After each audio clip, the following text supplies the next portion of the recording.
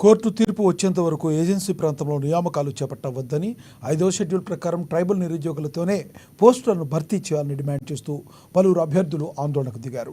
ర్యాలీగా తరలివచ్చి హైదరాబాద్ కలెక్టరేట్ ఎదుట నిరసన తెలిపారు. 2024 డిఎస్సిలో ఏజెన్సీ కోటా ప్రకటించాలన్నారు. జీవో నెంబర్ 3ను యథావిధిగా కొనసాగించాలన్నారు. ప్రత్యేక ట్రైబల్ అడ్వైజర్ కమిటీ ఏర్పాటు చేసి ఐటీడీలో ఉన్న బ్యాక్లాగ్ పోస్టులను వెంటనే భర్తీ చేయాలంటూ డిమాండ్ చేశారు. అదేవిధంగా ప్రత్యేక డిఎస్సిని ఏర్పాటు చేయాలన్నారు. లేదంటే ఆందోళనలు మరింత ఉధృతం చేస్తామని, తమ పోరాటం సాగిస్తామని స్పష్టం చేశారు.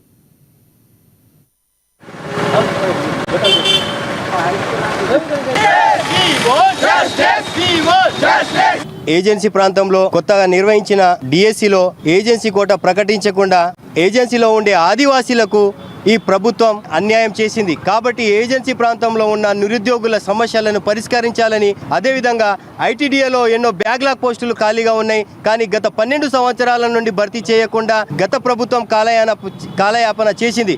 కానీ ఈ ప్రభుత్వం, కొత్త ప్రభుత్వం వచ్చి మాకేదో న్యాయం చేస్తుందని మేము అనుకున్నాము.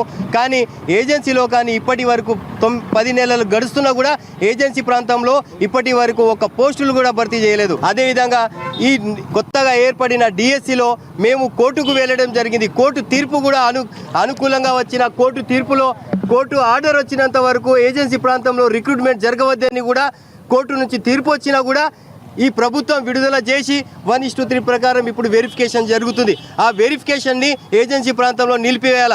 ఏజెన్సీ ప్రాంతంలో 5th షెడ్యూల్ మరియు పీసా చట్టం, అదేవిధంగా 170 చట్టం అమలు ఉండగా గిరిజనేతరులకు ఎలా ఇస్తారు ఐటీడీలో పోస్టులు? ఏజెన్సీ ప్రాంతంలో ఖచ్చితంగా పోస్టులు ఇవ్వకుండా ఆపాలి. లేని పక్షంలో ఈరోజు వారం రోజులలో ఏజెన్సీ ప్రాంతంలో ఉద్యోగాలు నియమాలు ఆకకపోతే ఏజెన్సీ ప్రాంతంలో భారీ ఎత్తున ఉద్యమం చేస్తాం.